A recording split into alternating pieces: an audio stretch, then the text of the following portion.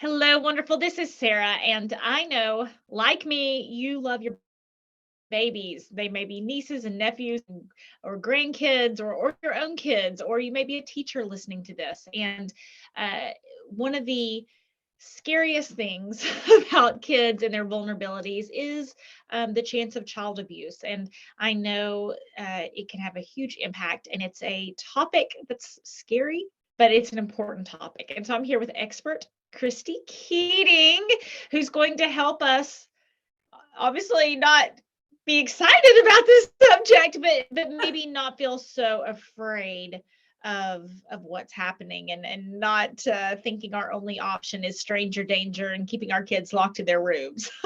Yes. Is that about right, Christy? That is about right. Thank you so much, Sarah, for being willing to talk about this topic, because I know that it is an uncomfortable one for parents and for other, people who love kids. But I often say to my clients and to the, the speaking engagements that I do, that if we can't talk about it, we can't prevent it. And so as uncomfortable as it is, we do have to dive in so that we can live in the world and our kids can live in the world and, not walk around afraid of everyone and everything. Well, walking around afraid of everyone and everything, or actually keeping our kids locked in their rooms. We saw what happened with COVID during that. And now we're experiencing tons of teens and kids with mental health issues, developmental issues from that. Not saying we should have been preventative on COVID, not saying anything like that. There is just a consequence of not meeting strangers, of not meeting new people, of not how to have those interactions, right? Yes. Yeah. I mean, we could, I work with parents in a variety of ways, and I do a lot of coaching outside of this realm of child sexual abuse prevention. And yeah, our kids are hurting right now. Our teens are struggling. And the increase in mental health challenges and all of that have gone up. And you're right. Like, I agree with you. It was necessary, right? Until we could figure out how to kind of get a handle on things, as best as we've actually done that. Sure. Right. Yeah. But we did have to keep our kids and ourselves kind of locked away. And so there are a lot of kids and adults now where sort of venturing back into the world, if you will, feels more scary. They haven't built up those social skills. We haven't needed perhaps to talk to them about safety issues in the same way that we were seeing before the pandemic and now. So it really is, it's actually a good time for parents to kind of gain some awareness around this or re-educate themselves around this and dive into these conversations and the learning for themselves, so that their kids feel a little bit more prepared as they venture into the world. Yeah, because I think, as you mentioned, stranger danger doesn't work. It's not effective. Well, and it can prevent other situations. They go into the workplace at some point. They don't know how to have conversations, or they haven't experienced adaptability and of meeting new people and new types of people and learning how to work with them. And whereas, you and I have never met, I don't know where you're from, but we are connected in this new world. We get to connect with people all over the world all the time. And Yes. if we don't know how to connect to people, and if we don't give our children the gifts of connecting with people and knowing how to meet new people, there's it's a rock and a hard place conversation, I'm sure, for many parents. It is. And this is a conversation, or this has been a point of difficulty, I think, for parents even before the pandemic, because of the onslaught of digital media in our world. And a lot of kids and teens feel more comfortable chatting by texting or, through one of the various social media sites, or, through gaming, playing online games with other kids. And that has just, in the last, I would say, decade or so, become an increasing, those things have had an increasing presence in our lives. And so kids were already struggling with this skill of, talking with adults and forming relationships and connecting with people. And then you add the pandemic on top of that, where for many families, the only way of connecting with other people was through digital media. We just kind of made things, not intentionally, of course, but made things much more challenging for our kids and in learning how to function in the world, both from a safety standpoint and also from, just a connection, as you've said. Like, we need connection. We are built for connection. We're built for community. And we're seeing the repercussions of that with our kids and teens now as we're on the other side. I saw it. My daughter's one of her first text messages this morning. She'd used my phone to text a friend from school. And I was a bit horrified at what I saw, not because it was scandalous or anything, they're in elementary school, but it was language. She was kind of like, well, why? And she sent it like 6 times with like 3 question marks. And I thought, oh, good grief. Like, if I didn't know this child, I would be thinking, this child's rude, but she's not considered rude in real life, but I was quite aware of how, I'm going to have to, as she gets older and starts texting more, I'm going to have to teach her that language. And it's not appropriate if someone doesn't answer your question right away to send them a why 10 times with a question mark.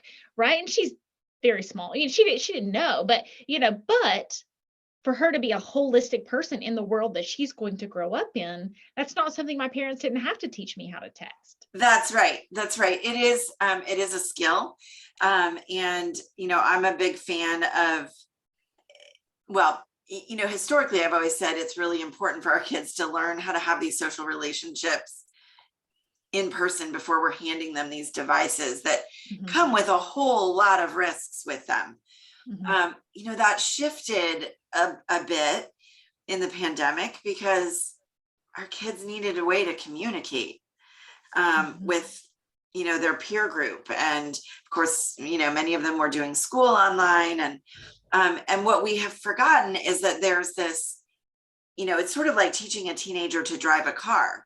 You don't put them in the driver's seat and wave goodbye from the driveway and say, good luck, right?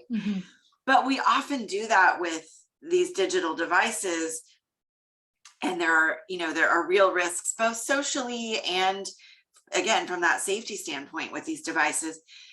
And we forget that we need to be in the passenger seat next to them and coaching them along. Yeah, you've got a child who's not considered rude in real life. And, don't get me wrong, when we're talking about safety, there's a time and a place for not being polite. But when you're communicating with a friend, right, sending 10 different why? Oh, it was not good. I was horrified this morning. They don't know, but I just went, yeah, she doesn't know. We've never had a conversation about here's what's appropriate texting because she doesn't have a phone. And I don't know that I really thought about it that much until this morning. And I thought, we're going to have a conversation. Well, and it's a lot harder to model that for our kids. Like when we're out and about in the world, they see us model, appropriate conversations and relationships. But they communicate with us differently by text message than they do with their friends. And so they're not watching us communicate with our friends and colleagues and whatever by text message. So the modeling isn't happening in the same way. And so we have to find other ways into those conversations. And then of course, that's just the social etiquette, social graces kind of piece of all of this. And then we need to be having conversations with them about safety, both in real life and online. So how do we begin those conversations? Yeah, so there to some degree depends on the age of your child. Although, I've heard parents say to me, well, my kid's a tween or a teenager, and we've never really talked about this stuff, so I'm too late. And my answer is no, never. You're never too late. These are always conversations that are better had than never.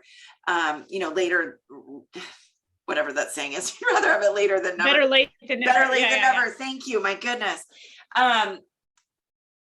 That being said, the earlier that we can get to these conversations with our kids, the easier it is for us as parents, and the better chance we have of keeping them safe in the long run, or safer. I always say safer because there really is no such thing as safe in the world. So the I want to land there. I want to land there for just a second, because a lot of the people listening to my podcast have had situations with their, exes, where they're afraid of losing their children, usually to parental alienation. But my friends who aren't divorced are also afraid of losing their children to things. It may not look the same. It may be more scared or, something along those lines. But I think there is a awareness that we have to stop with and start from that place. Like, there is no such thing as safety in real life. Yeah, there isn't, right? There are no guarantees in life, whether you're dealing with, a kid who comes from an intact, healthy household, or a kid where you're dealing with a toxic former partner. Safety is never a guarantee. And there are things that we can do to help our children be safer, both in our actions as parents, right? The things that we're on the lookout for, the awareness that we have, as well as the conversations and tools that we're giving our children. And, I'm a believer that when it comes to something like child sexual abuse, although we do need to arm our kids with tools and information, a child is never the one that should be considered solely responsible for their safety. They are never at fault if something happens to them. I love that. I agree. So with my own kids, you can kind of give me tell me how well I've done. So within the context of my daughter, she's late elementary school. So it's been more of a context of like, hey, if your friends are making TikTok videos in bathing suits, everybody could see that, some of those conversations around what you put. She doesn't have devices. She doesn't have social media. So, what you put on the internet can stay. Anybody can see it. They can, a pastor could see it, or your grandfather could see it, or, that conversation. Is that as we think about working up in ages, right? So is that, you can tell me if there's something I should have added. That's kind of my starting place, considering her age and where we are. So that conversation that you're having with your daughter is a really important one. But I think there's another sort of side to this conversation that needs to be had. And that really focuses on her body and consent, and what consent means, and the fact that she doesn't need to let anybody, including a parent, unless we're talking about a medical procedure or dental procedure or whatever, nobody gets to touch her body without her permission. And so, those are kind of, those two conversations are aimed at different aspects of safety. So clearly we don't want our kids putting things on the internet that could invite predatory behavior in.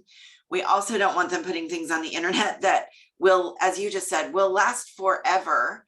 And my God, I'm grateful that the things that I did and said when I was 10, 15, 20, are not out there in perpetuity for people to see forever. But that is the world that our kids are living in. And so, helping them understand that is important, but they don't process fear in the same way that we do. They certainly don't think about the future in the same way that we do. So, telling a child in late in elementary school, like, you got to be careful what you put on the internet because it might affect your ability to get into college. I mean, right. And that's obviously an exaggeration. Now, does that mean we don't have those conversations? No, we still have them. But we need, at those young ages in particular, other controls in there. We're using parental controls, we're using filtering, we're using monitoring, to make sure that, you know, in that space, that what's going on is safe and healthy and kind, and you know, all those things that we would want in real life as well. But when it really, you know, when it comes to the abuse prevention piece, we often separate this online piece from in real life, and the tools and the information that they need there's actually a lot of overlap between them. So we've got to start with their bodies. And I'm a believer that every child has the right to know what the names of their body parts are, right? The real names of their body parts. And, you know, we tend to make up names in our culture, or just call it your private parts, right? And that suggests to our kids that there's that there's shame in those body parts. And that does two things. One, it doesn't set them up for healthy sexual relationships later in their lives. But two, it actually makes them more vulnerable to predatory behavior, because if we're not able to talk about those body parts and they believe there's something shameful about them, they are far less likely to report troubling behavior or something that happens to them. So we have to erase the shame and call body parts what they are: head, shoulders, knees, and toes, penis, vagina, vulva, right? All of it. And then we have to talk to them about as I said a little earlier, the idea that they get to control what happens to their bodies, and what consent means. And so this means they don't have to give grandpa a hug if they don't want to. They don't have to sit on Aunt Sally's lap if they don't want to, right? They don't have to kiss grandma goodbye when she leaves after Christmas dinner or whatever if they don't want to. And so we can give them alternatives, so, you know, so they're still socially engaged, but driving that message home really clearly to them that they have control over their bodies is of critical importance. And that's messaging that should be happening with them when they are 2, when they are 5, and, you know, when they are 15 and 16. And so I think that's a really good jumping off place for a lot of parents to start, is body parts and you know, basic anatomy and consent. Well, and the big tragedies of my life right now, quote unquote, it really consent too on what I put on the internet of my kids. Yes. And them having permission. There was a cutest picture of my daughter and my husband. And they were like this. It was the most adorable picture. It was so cute. And she saw it and she went, "Did you put that online?" And I went, "Yes." And she goes, "I don't like it. Take it down." And I immediately took it down. And I didn't want to. It was so adorable. And my husband's like, "Did you take that picture down? The best picture we've ever had." I was like, "I know, but she asked me to." And, you know, it is moving out of a different stage of like toddlerhood and young elementary school, where it's like, they don't care. You know, it's just a picture of you and a kid. But as sad as it is, I'm being silly about it being a tragedy, obviously, but it is sad. There's a grieving period of that as a mother. It's like, oh, I love you so much. And some of our special moments I don't get to share with friends and family, because you have the right to not have your picture online if you don't want it on there. That's right. Well, and if you think about it, we've kind of come in a very short period of time, you know, where before we would send pictures, you know, maybe send it by email. And now we feel almost deprived if we can't put it online. But we Absolutely. Yes. But we are unwittingly, we are not honoring their chance to say yay or nay to what goes online. And B, we're actually creating a digital footprint for our children at a very early age that has a lot of unintended and frankly, at this point, unknowable consequences in terms of just the information that we are sharing about them. And, for example, you have a baby and you put on information about the city that they're born, the hospital they were born at, how much they weighed, all of these things. Well, guess what becomes security questions for them later down the road when they're setting up a credit card or whatever, the city they were born in. Well, it's not that hard to go back, in this digital space where everything is permanent and figure out some of the answers to those security questions. So we're potentially setting them up for not just having their pictures out there, but for having their information taken.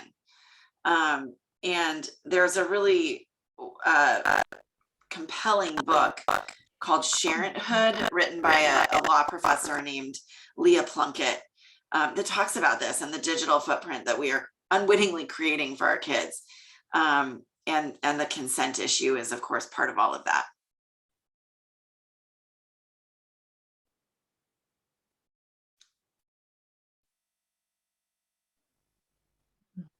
Of cars, like if you have a bumper sticker and here's exactly where my kids are going to be after school. If anyone wants to kidnap them, here's exactly where we will be. And it's so many things to think about, but it is worthy conversation.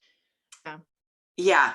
And it feels overwhelming sometimes as a parent, and we're like, oh, it's too much to think about, so it's just going to be fine. And I get that instinct, right?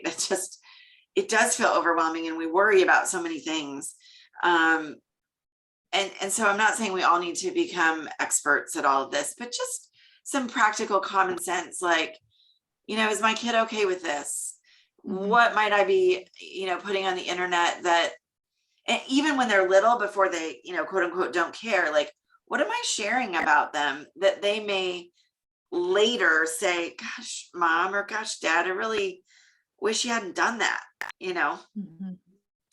And so, I come at this from a place of, if we recognize that our children are fully human, and by virtue of their humanness, fully deserving of our respect, and we treat them respectfully, that sort of opens the space to ask some of these questions in a different way of ourselves. It also, incidentally, when we treat our children with respect, we are much more likely to have them be respectful back to us. There's a lovely side effect there. But, when we think of them as deserving of respect, as opposed to the old model, which is, sort of children are meant to be seen, not heard. They're supposed to obey their parents at all times. When we can stop and think of them as a living, breathing human with opinions and thoughts and feelings and rights, then it just opens up that, as I said, that space a little bit to think about the way our decisions and our behavior, especially in that online space, are impacting them. Yeah. And it doesn't have to be, your kids having rights doesn't mean that one of the rights is screaming at you or walking all over you. I'm playing the little devil's advocate here as I hear people hear that, because as you would imagine, there's been some really hard conversations on this show about teens and just really abusive behavior of teens toward their parents. It's horrific. I mean, just horrific. So they can have the right to their privacy, the right to online privacy, the right to their bodies, that's what you're talking about. So I just want to clarify that as some of the listeners.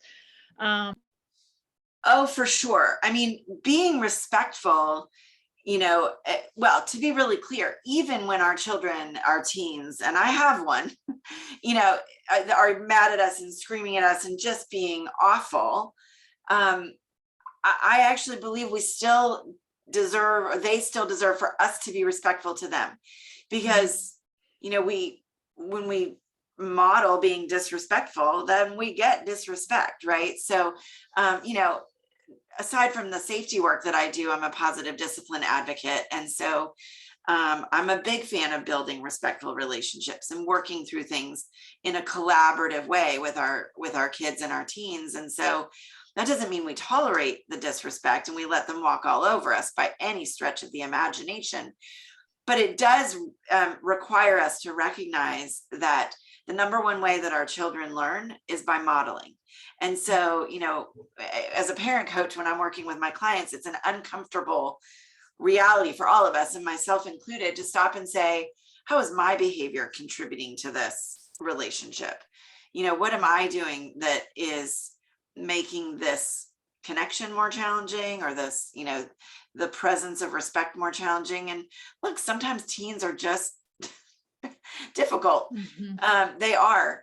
There's a lot going on with them developmentally, and in brain changes, and sort of the necessary pulling away from us so that they can reach a place of independence. So I'm not claiming it's going to be rosy all the time by any stretch. But I don't know that them being awful to us gives us carte blanche to be terrible back to them. Right? No, I agree on the modeling. So now that we're talking about older kids, whether it be tweens or teens, where do we take the safety conversation after elementary school? Yeah, great question. So the first thing that we have to recognize as parents is that they don't, their prefrontal cortex, which is the part of the brain that's like right behind your forehead, and is the part of the brain that where our judgment lives, and like where we process risk and those sorts of things. It's really higher level thinking. That doesn't fully develop until our kids are about 25 years of age, is what the most recent brain science shows. And so we have to recognize that our kids are going to make safety mistakes as they hit those middle school years and those high school years. And we're not going to be able to avoid that. And, we love to do well, that kid's a bad kid, so that's why they did X, Y, or Z. And even, quote unquote, good kids, even star athletes and straight A students are going to make safety mistakes. And so our job as parents is to be not just having the conversations with them, but, to kind of be that safety net for them. So I had read something in a book one time about one of the most difficult things about parenting teens was having to be someone else's prefrontal cortex. Yes. And Yes. That's the way I think about it in this context. I love that. That's a funny way of thinking kid. Yeah. And we really do, because it's not that they are incapable of making good decisions, but they just don't think about things in the same way that we do. And, they're much more, or they think they're much more invincible than we know that they are. So the most important thing with our teens and our tweens is to keep the lines of communication as open as possible. And so doing things like engaging in dialogue, not a monologue, right? Teens shut down so fast when we are lecturing at them. So whatever the topic is, whether you're talking about online safety or consent or, anything else that we could put in that sort of difficult conversation category, man, we know a lot, right? We've been around the block a few times, and we love to tell them all the things we know and share all our wisdom. And we would love to save them from all the mistakes that we made. And we can't. And also, the more lecture-y we get with them, the faster they're going to shut down. So I think the place to continue these conversations it's really similar to what we're talking about with younger kids. Just, when we're talking about consent with younger kids, it's often you don't have to hug grandpa or sit on Aunt Sally's lap. With older teens, they're in relationships of some form or another in many cases. And so talking to them about, what does consent look like? How do you ask for it? What does it actually mean? How do you deal with it if you're rejected, right? And helping them sort of think through some of those scenarios so that they feel prepared. And I give a 90-minute presentation on consent for teens, and how do we really help them understand practically when they're in the midst of a situation, what that really means for them. And then, as you've touched on a bunch and we've been talking about a bit, we have to up the ante or sort of change the level of conversation that we're having with them about online stuff. Not just from a safety perspective, but also from what they are putting online. Sexting, we need to be talking about sexting with them, which is, not the common sort of rumor is all the teens are doing it. It's not accurate. They're actually not. It's about somewhere between 20 and 30% is kind of the estimate, but that's still a really big number. And so we need to help them understand that depending on where they live, that could be considered possession of child sexual abuse material, sometimes commonly called child porn. That could result in criminal charges and having to register as a sex offender. Now, I live in Washington State, and the laws here and in many other states are trying to catch up with what's going on with teens, and but it's still a risky move, and they need to understand that there are real life consequences to that behavior or to those actions for themselves and for the people that they're interacting with. So what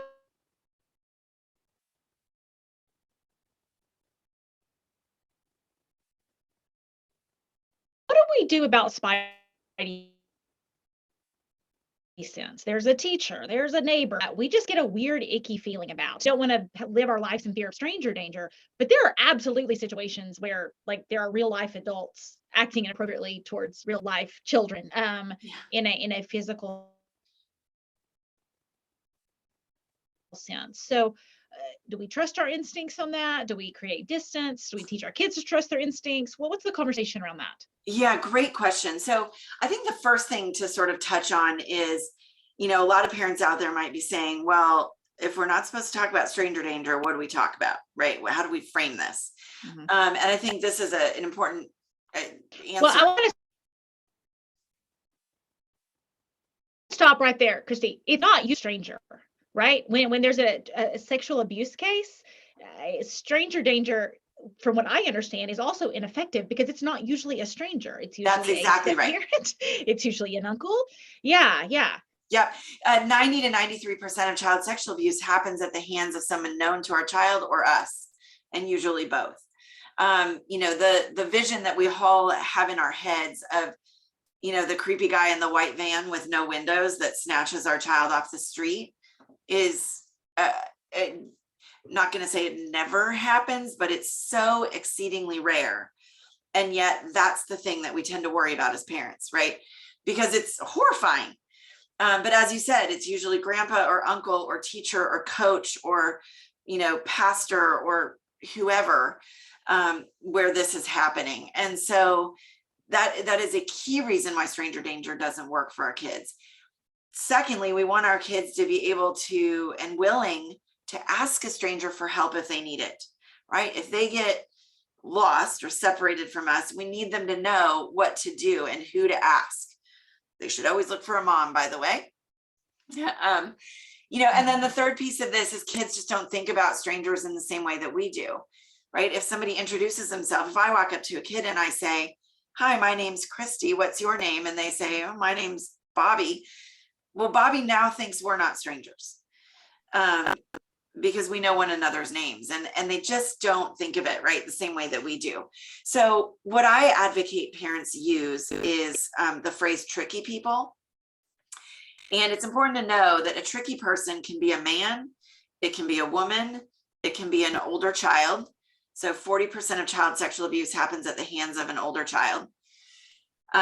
It can be someone that we know a lot. It can be someone that we know a little bit. It can be someone that we don't know at all. And you might say, well, that kind of covers everybody, right? And it does. So the key thing about a tricky person is that they try to get a child to break a safety rule, or for whatever reason, make them feel uncomfortable or give them that uh-oh feeling in their bellies or wherever they get it in their body. And so to go back to your original question, should we teach kids to trust their gut? should we trust our gut? The answer is 100% yes. 100% yes, that we need to be trusting, that feeling inside us that goes, uh-oh, something's not quite right here. Now, could we be wrong? Yes. But as I often say to parents that I work with and to my own kids, I would rather listen to my gut and be wrong than not listen to it and wish that I had. But, within my work of toxic relationships, so the conversation around, it's not tricky people, but it's toxic people, right? And people always say, oh, yeah, what's a list of red flags? It's like, well, how do you feel around this person? How do you experience them? Are you performing? Or do you feel small? Do you feel like something's not quite right? Are you saying, that's weird, that's weird, that's weird? And the reality is, what I've seen is people are hardly ever wrong. They're very good at talking themselves out of thinking something's weird because they may not want to act on it. They may not want to face it. They may not want to do anything about it, but they're hardly ever wrong. Now, it may not be that they're a child abuser, right? It could be something else is off. But people are hardly, when you experience that, that's weird. Huh? Something's off. Whatever that is. I just want to go on record to say I have found people to hardly ever be wrong in that. That's right. Stop talking yourself out of it. That's, I 100% agree with you. And, I think our kids need to know what that feels like to listen to their gut. They need to have us model that for them, and to sort of recognize that, we kind of have that spidey sense for a reason. And as I said, I'd rather be, listen to my gut and be wrong than to not listen to it and wish that I had. Because here's an important distinction, right? If you say, uh-oh, I feel like something's wrong, you don't have to add them to the child predator list, right? Because the people say, oh, I feel bad, I this, I that. It's like, no, we're not turning them into the police because you felt, uh-oh, or something's weird. That's right. You just didn't allow your kid to see them by themselves, or you just went to their house with them, or you just, if maybe, one thing's I'm really particular, my daughter, I have an older stepson, and like his friends coming over, like that I didn't know. It's like, whoa, this is like what could happen. And so it's something like that. I would be very much more diligent about making sure her and I were doing something. Maybe she spends the night with a friend that I'm comfortable with. She spends the night with her grandparents, something along those lines. It doesn't mean you have to turn them into the police. You can just be more aware and set up more protective boundaries than you might normally. Well, that's right. And, in the scenario that you kind of painted, like with your older stepson and his friends, you may not even have an uh-oh feeling about any of those kids. They may seem totally fine. And just recognizing that there's a dynamic there that, could pose, could potentially place your daughter in a dangerous situation, like, hey, let's go do something, or I'm just going to hang out, and I'm not going to have you at, in your elementary years hanging out with a bunch of teenage boys. And there's a number of reasons for that, even if they're lovely, lovely kids and teens, they are developmentally at a different place. They are talking about different things. They are doing different things. And that just in and of itself, you may say, hey, doesn't feel like a great match, right? So you're right. It doesn't mean that we are vilifying everyone, or, calling the police, or telling all the neighbors. Although, if there's something truly concerning, we do need to be talking about it and making sure other people know. But we can just say, yeah, we're not going over to their house, or they're not going to be the one that babysits my kid on a Friday night. Yeah.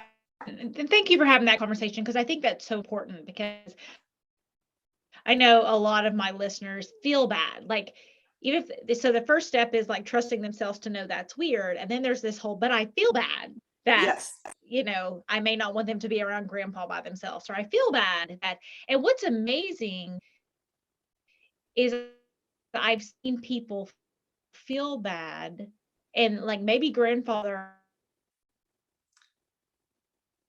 to have their kids not around grandpa when grandpa sexually abused them. And Yes. then there's this whole cycle. So I do want to have the guilt conversation in this too. Do you want to speak into that at all? Yes. Well, and I think I'm not going to say this doesn't happen for men, but it certainly is more common for us as women, that we are raised and taught, and like the thing that we are supposed to do as women is make everybody feel good, be the mediators, be the be the pleasers, be kind, not make anybody feel bad, and not make people uncomfortable. And there are so many layers to that of course we could go into. But when it comes to our kids, our number one job is to keep our kids safe or safer. We have a whole bunch of other jobs. We've got to love them like crazy. We got to raise them to be, as healthy and productive members of society as we can. But I believe that one of our jobs is safety. And again, it's our job as the caring, loving adults in their world. It's not their job. And when we decide that we are too uncomfortable to do our job because we are trying to make everybody happy and because we feel bad, then we're putting safety in the hands of our children. And that is not fair. That's not fair to them. And that has been the practice in generations previous to this one. I have heard I feel like I've heard so many stories of like kids coming to their mothers, so-and-so sexually abusing me. And the mother says, you're lying, I don't believe you, so this is kind of new in the nuance, I think, of human evolution and the world becoming a better place, because generations before us, that was you were supposed to do, quotation mark, people listening to the podcast, of just like, well, nope, we're not making your uncle look bad. We're not telling anybody about the family. You just need to get over it. That's right. This happened once. It's not a big deal. And so this is a new evolution of this process, right? Yes. And thank goodness for that, because our kids deserve better. Right. And for sure. Yeah, they do. And here's, I wanted to add one piece in there, because a lot of times parents, because we just don't want to think that that's happened, or we know that it is and we don't want to make anyone look bad. We will, there's this narrative that kids make stuff up. And what the research shows is that 2% or less or fewer of child sexual abuse reports end up being false. It's an exceedingly low number. And oftentimes when something is said to be false, it's because the child recanted, they took their story back, but they did it under pressure, and then later say, no, it was actually true. But I was made to take it back so that nobody would look bad. Right. So kids are this is not something that kids are making up things about and lying about on a regular basis. And so, if there's one, there's a number of messages, of course, I hope that your listeners walk away with today, but a big one for me is that if your child comes to you and says, this happened to me, you have to believe them. You have to start from a place of belief, and then let what's going to happen. Don't interrogate them, get the basic information and make whatever report you need to make. But believe them. Mm-hmm. It's so critically important that we believe them. And I have had the conversation with my kids that if you tell me something, this was a lot earlier, but I said, if you ever tell me something, I will believe you. I need you to know I'll always believe you. And if someone tells you, you better not tell your mom, because then I'll hurt her. I want you to know that's not true. Like, mommy's a big girl and she can take care of herself. Like, you still tell me and you let me worry about that, because I'll take care of that for you. Yes. Yeah. But those conversations too. Oh, for sure. Yeah. And I think it is important that our kids know and understand that. Now, the reality is that the number of kids that report that something has happened to them is still exceedingly low. Yeah. It's somewhere around 20%. Many don't report for at least 5 years. But if and when that report comes to us as loving parents, caregivers, grandparents, whatever, we have to start from that place of belief. I love this. And I thank you so much for the work you do, Christy. It is not easy. And I really appreciate the kindness and the grace and the practicality that you bring to this. Oh, thank you. I am so lucky to be able to do this work. And, I spent so many years dealing with these incidents and crimes after they occurred. And I just feel so privileged to be able to try to help families prevent this from happening in the first place. Well, where can people find out more about you and your work? Thank you for asking. The best place to find me is at the heartfulparentcollective.com.